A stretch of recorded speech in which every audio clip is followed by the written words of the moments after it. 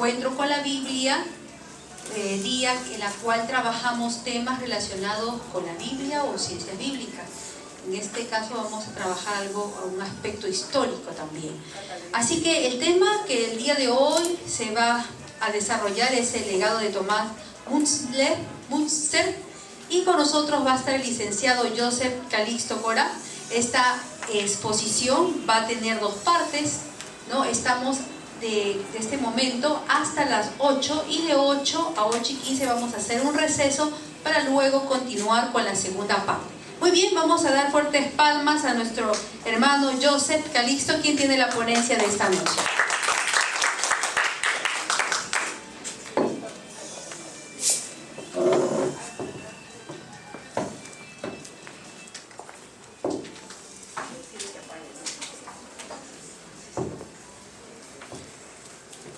Muy buenas noches con todos. Para mí es una oportunidad grandiosa de podernos presentar y poder compartirles la historia de un personaje que no es comúnmente discutido, no es alguien que mencionamos muy seguido, y definitivamente en la historia, al menos de la Reforma, tiene una participación muy especial. Como ya lo dijeron, Thomas Münzer tiene detrás de él, detrás de su historia, después de tantos años que han sucedido, tiene algo que contarnos el día de hoy, algo que tendríamos que rescatar, que reevaluar, que volver a pensar, que reflexionar acerca de la vida de este personaje, ¿no? Bueno, antes de empezar, creo que lo ideal sería situarnos en el momento en el cual Thomas Münzer aparece.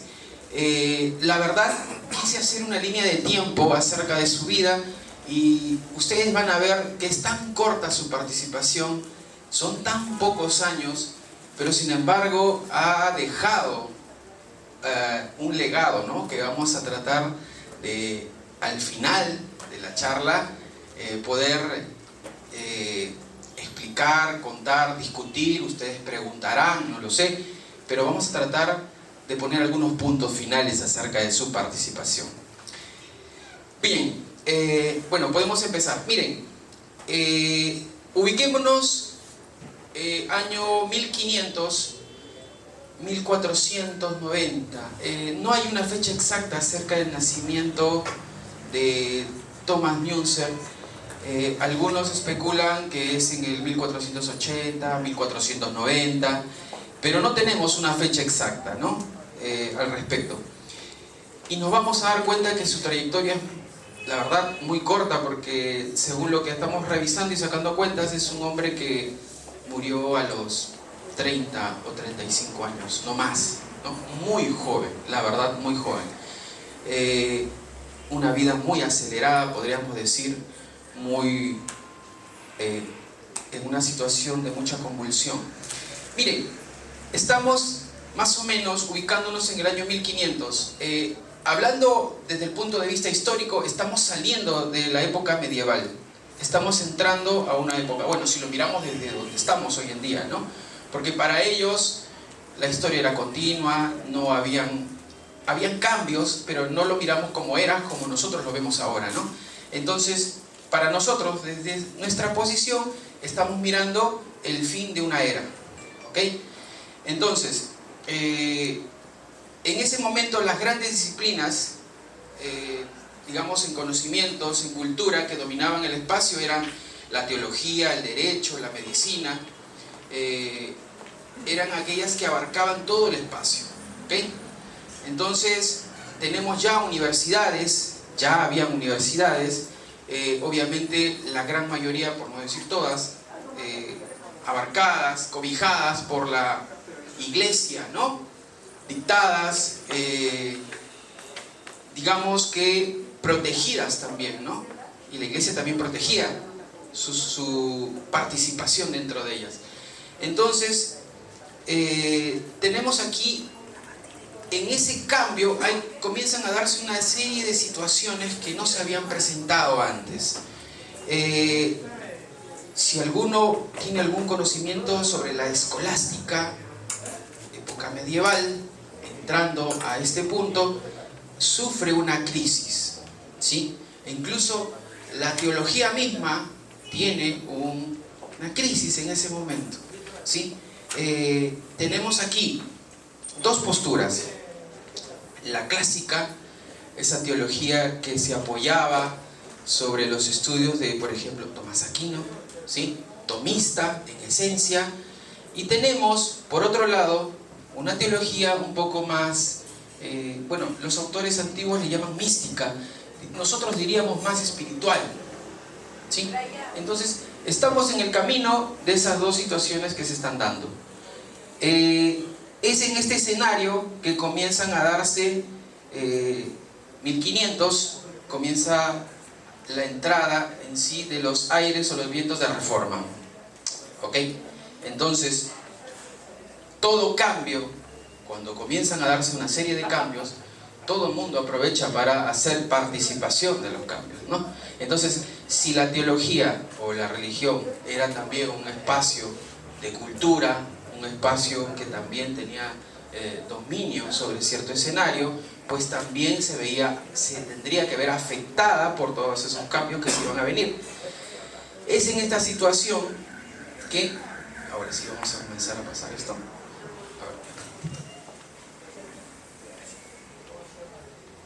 Es en esta situación que vamos a ver ahora la aparición de Thomas Müntzer. Muchos piensan que Thomas Müntzer fue una especie de discípulo o seguidor del gran reformador, ¿no? El que tiene todos los pergaminos, el doctor Martín Lutero, ¿no? Pero en realidad Thomas Müntzer fue un personaje a la par, que aparece en el escenario a la par que Martín Lutero.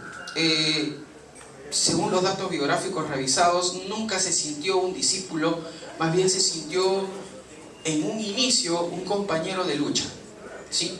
Apoyaba la reforma, también compartía las ideas acerca de que la iglesia tenía que cambiar en aspectos, ¿no?, ya relevantes acerca de su propia participación, cómo tomaba el acercamiento al pueblo, cómo llevaba su mensaje, cómo ponía ciertas pautas, ¿ok?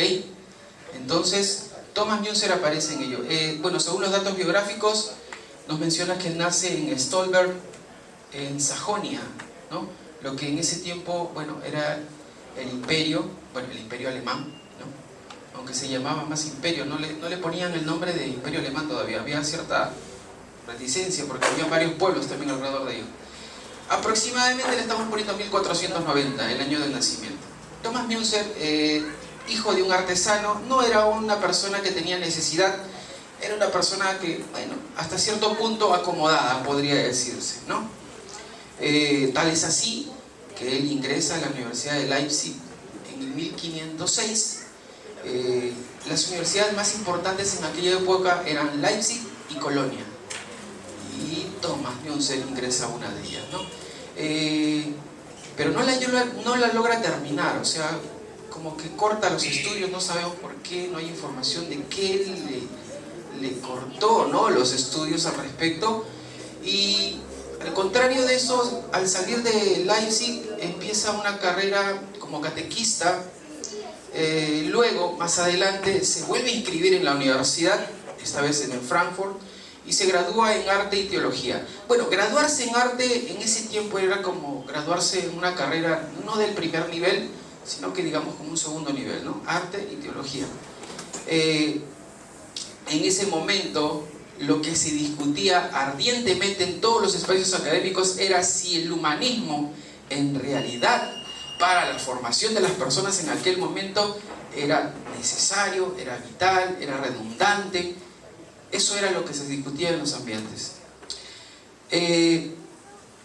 Después de terminar en Frankfurt y graduarse, gracias a la influencia de la familia, ¿ok?, gracias a la influencia de la familia, dice que logra ser ordenado como sacerdote en la diócesis de Halberstadt, ¿sí? Y después, también mediante contactos, le asignan una iglesia. ¿Okay? Empieza su trabajo de servicio dentro de la iglesia. En 1516 ejerció como maestro y protector en un convento de monjas, confesor incluso. Aquí él tiene tiempo, empieza un poco su vida de investigación. Él se toma el tiempo, por ejemplo, de leer o de releer, ¿no?, los padres apostólicos, a los antiguos escritos, ¿verdad?, del inicio de la iglesia. Comienza a hacer una lectura de todo ello. Era un hombre muy capaz. Ciertamente se le reconoce que dominaba el latín, el griego, por ahí que no a el mismo nivel el hebreo, pero podía hacer sus estudios con todo el alcance que él tenía, ¿no? Después de estar aquí en 1517 y 1518 aproximadamente, es la primera visita que hace a Wittenberg. Wittenberg es la ciudad de Martín Lutero, donde todo nace, donde todo empieza.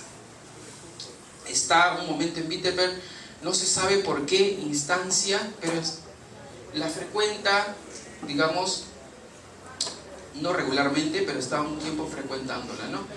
En 1519 vuelve a Wittenberg, pero esta vez sí vuelve a escuchar a los personajes, a los grandiosos maestros que están en el escenario, ¿no? A Lutero, a Melanchthon, a Karlstadt o Andrea Bodenstein, que es su nombre, ¿no? Y tiene curiosidad por la forma como se interpretan las escrituras por tales personajes. Y a otros escritos bíblicos también había, ¿no? Entonces él comienza a leer, a ver o analizar la interpretación o la nueva interpretación que se le da a los escritos bíblicos, ¿sí? Lo nuevo que hay en el escenario, él está interesado en ello, ¿no? Ese mismo año, en el 1519, se traslada a otra ciudad para sustituir a un predicador luterano, ¿sí?, a Franz Gunther.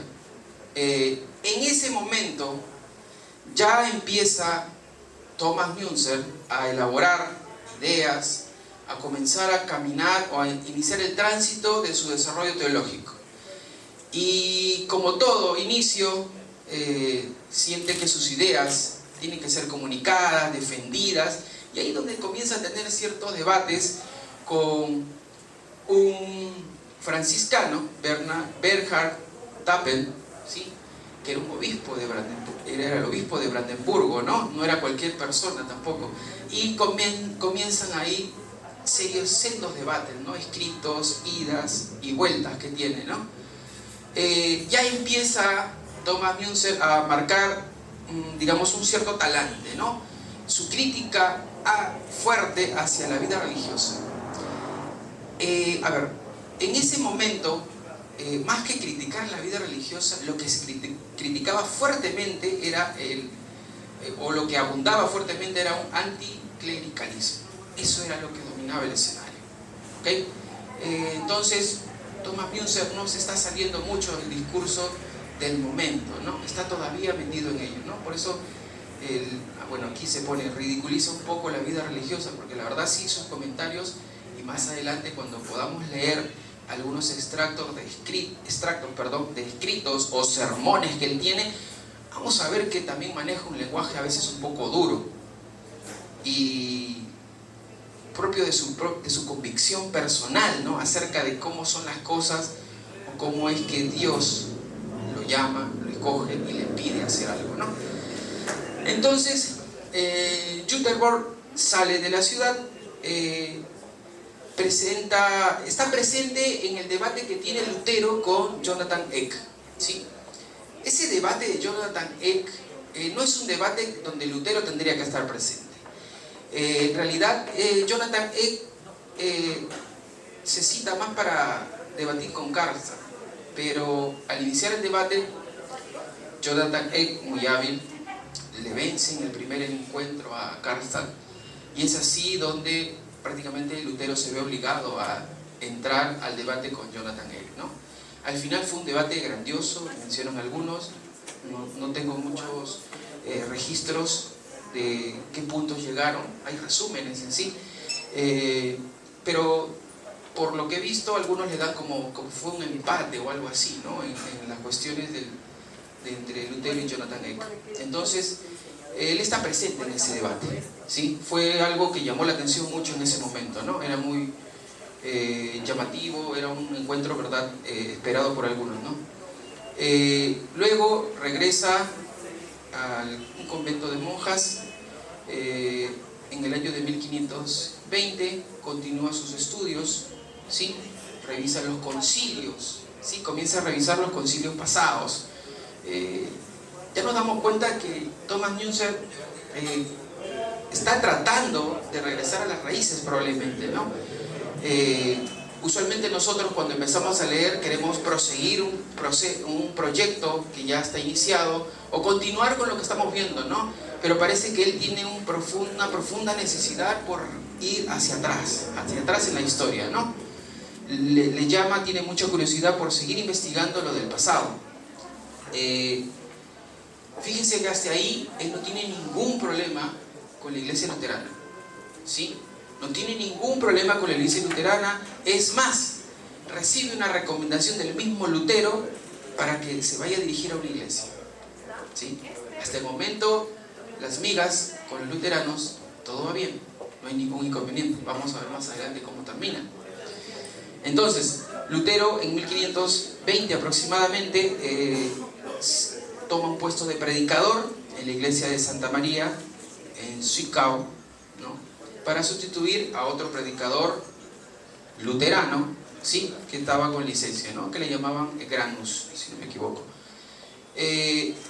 Allí es donde Thomas Müntzer tiene un encuentro con 3 personas que de verdad van a marcar un poco el devenir de los años siguientes que va a tener, ¿no?, Thomas Müntzer.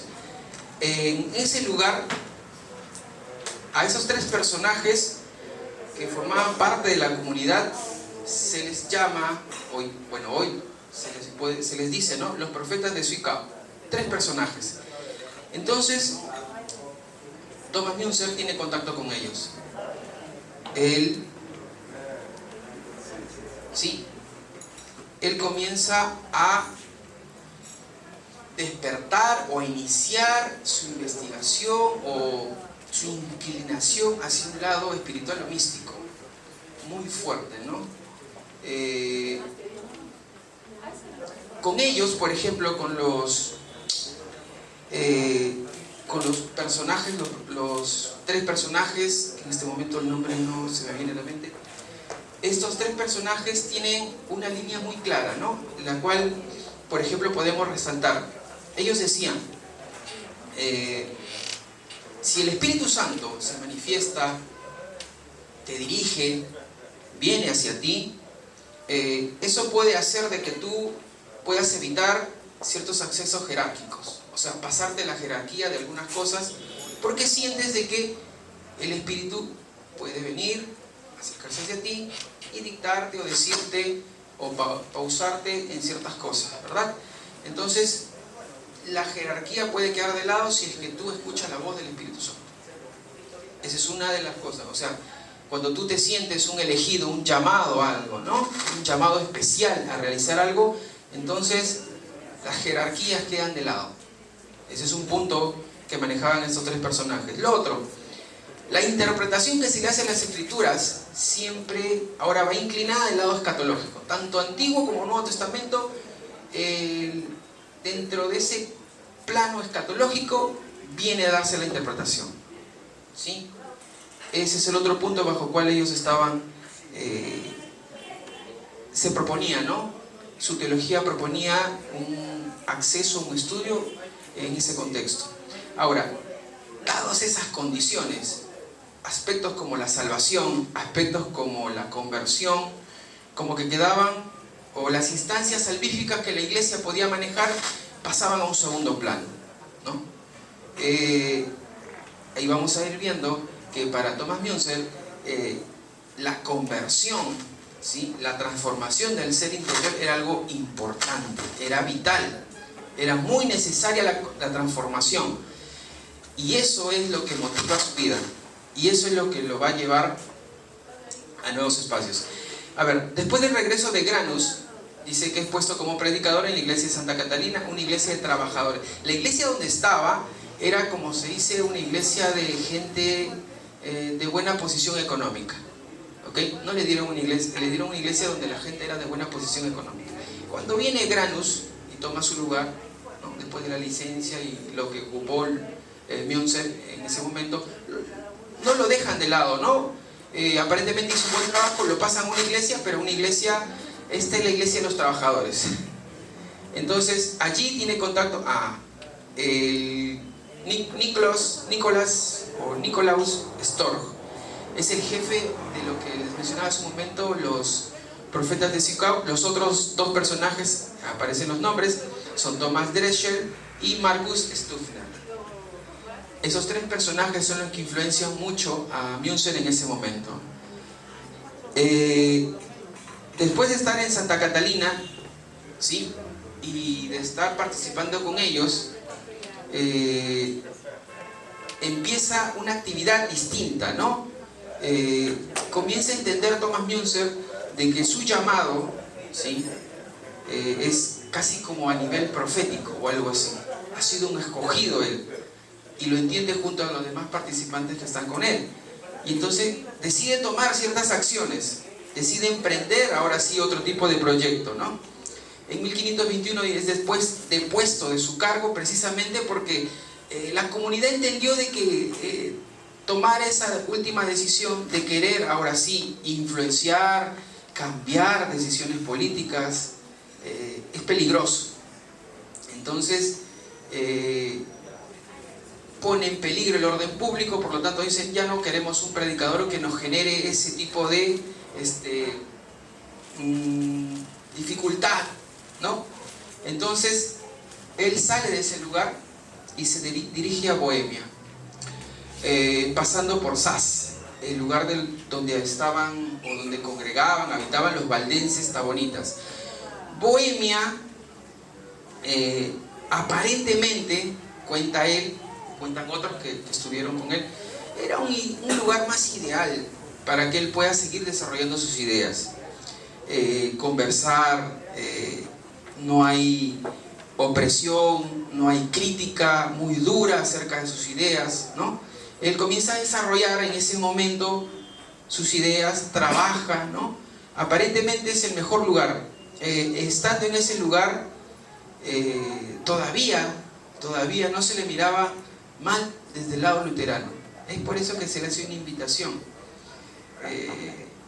a Praga, ¿sí? A compartir con unos predicadores luteranos, ¿okay? Y increíblemente es en Praga donde él escribe, tiene una obra que se llama El Manifiesto de Praga, que es un escrito, la verdad, muy contundente, muy ácido en la crítica, ¿sí? Donde definitivamente empieza toda la crítica hacia Martín Lutero. Y también después contra los propios príncipes, los señores, ¿no? Los príncipes territoriales, como le llaman, los señores, los que tenían el poder en ese momento. Para 1522 está en Suden, pero nuevamente, cuando ya tiene el espacio de predicar, estaba leyendo, y vamos a ver en sus sermones, en los extractos que voy a presentar, aparentemente, bueno, es un gran predicador. Sus sermones son muy escuchados, la gente va a escucharlo. Parece que es un personaje muy ardiente, muy vehemente, convence, ¿no? Inflama, como dicen algunos, ¿no? Desde el púlpito mismo. Entonces, nuevamente, a raíz de ello, tiene ciertas dificultades y tiene que abandonar la ciudad, ¿no? Y en ese momento lo que hace Thomas Münzer es dirigirse a varios lugares. No tiene un lugar fijo. Aparentemente va como un predicador itinerante por varias regiones, ¿no? Aquí sería bueno recordar algo, antes de que lleguemos justamente a la otra parte donde Münzer empieza su acción. Siempre se le asocia a él con la rebelión de los campesinos. Bueno, dirige una rebelión con campesinos, muere por ello, ¿no? Pero lo que sucede es que las rebeliones de campesinos no era una cuestión que se manejaban solo en esa época o se manejaron en ese momento. Eran cosas que ya venían sucediendo. Cuando él se da una vuelta de manera itinerante por Sajonia o Turingia, se da cuenta que le dicen, le explican que ya hay rebeliones, que en el pasado se han quejado, que han levantado la voz. Entonces ya habían historias acerca de aquellos levantamientos, ¿no? Y él, con su mensaje, parece que como reactualiza la situación. Para 1523, y aquí sí es el punto en el cual él asume ya una posición, después del manifiesto de Praga, obviamente, ya ustedes entenderán que las puertas de cualquier iglesia luterana se les cierran, ¿no? Ya no es bien visto, ¿sí? Ya no es bien visto por ninguno. Definitivamente Lutero ya no lo tienen alta estima en ese momento. En 1523, aún así, regresa cerca a su zona, ¿no? A donde apareció, y toma la parroquia o la comunidad en Alsted, ¿sí? 120 familias, es una comunidad agrícola, campesinos, ¿sí? Ahí tiene una corta estancia, aproximadamente estamos hablando de un año y medio en el mejor de los casos. En Alstad como que ya se estabiliza, ¿no? Se logra incluso hasta casar, tiene un hijo, y obviamente incrementa sus dificultades o sus diferencias con Martín Lutero. En Alstad sí tiene la libertad. Ahora sí tiene la libertad de predicar, de enseñar, de guiar. No hay una voz. Y es más, la comunidad lo acepta. La comunidad lo acepta, lo escucha, siente que ese líder que tal vez necesitaba, no lo sé, no tiene problemas, por lo menos en ese momento, ¿no? Para el invierno de 1523, ya estando en Alstad, ¿sí?, funda la famosa Liga de los Elegidos, ¿sí?, aproximadamente 500 miembros.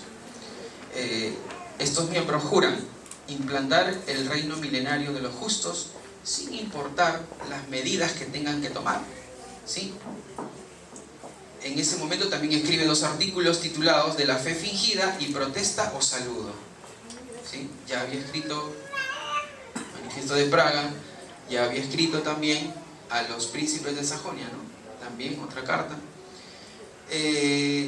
Ya definitivamente Münzer tiene una línea bien fija, no va a cambiar. Es más, está empezando ya en Alstad a lograr que su proyecto funcione.